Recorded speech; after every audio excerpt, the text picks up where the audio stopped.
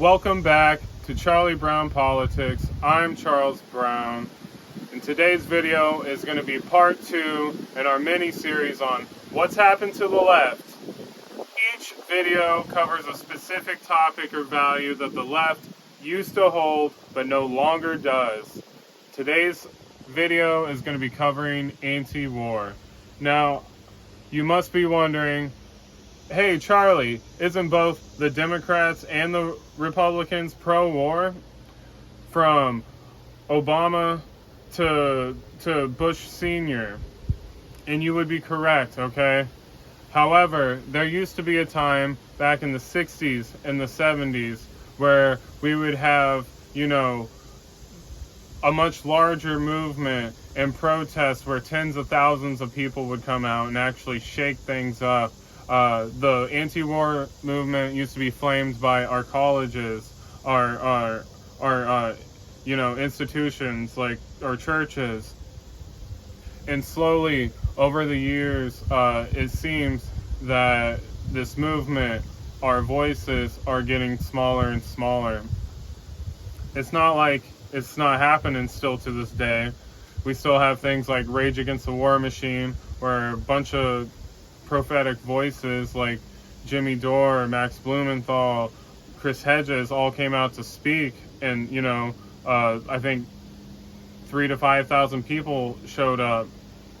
But we're not getting the attention, we're not having the power and the weight that we used to hold. And why is that happening, guys? Have we lost our grit, our fire, our passion? Or has every pillar that we used to stand upon to protest and our so-called democracy been ripped out from underneath us? Now, we can get into every single specific detail on it, but the common theme and the answer is, pretty much the same, guys. It's our corporate capture of our government that has seeped into our institutions and our pillars that we used to push back on. And it's also going to be the common theme of, the show, how our government has been captured and taken over on both sides of the party. Let's talk about the cost of these never-ending wars, okay? The first aspect is, let's look at it economically. Over $2 or $3 trillion were just spent in the past 20 years in the Middle East. And economically, that's only one aspect. Let's look at the cost of what our veterans are having to go through and the weight. The last I looked, it's 22 veterans a day taking their own lives after coming back from these never-ending wars. It's been about 30,000 of them that have taken their own lives from the past 20 years. And that's not only affecting one individual life, as we all know. That's affecting everybody that individual knows. How much money have we just sent to Ukraine? I don't know the exact number. It's like $500 billion or something to that line. Meanwhile, we got roads collapsing, bridges falling apart, people sleeping under bridges, and a good chunk of these people that are sleeping under the collapsing bridges are going to be veterans, right? Let's just take a second and think about the true cost of these never-ending wars. What can we do, right?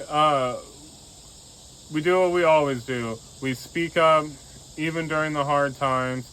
We have to keep fanning the flames of our anti-war movement. I do agree we need to elect people in positions of power that hold the same value as we do. But the reality of that is true change has never come from the top down. It has never been given to us from the top down. It's always been from the bottom up. People like you and I joining up, making communities, putting our hands in the dirt, and protesting. You look at Congress, it's pretty uniform.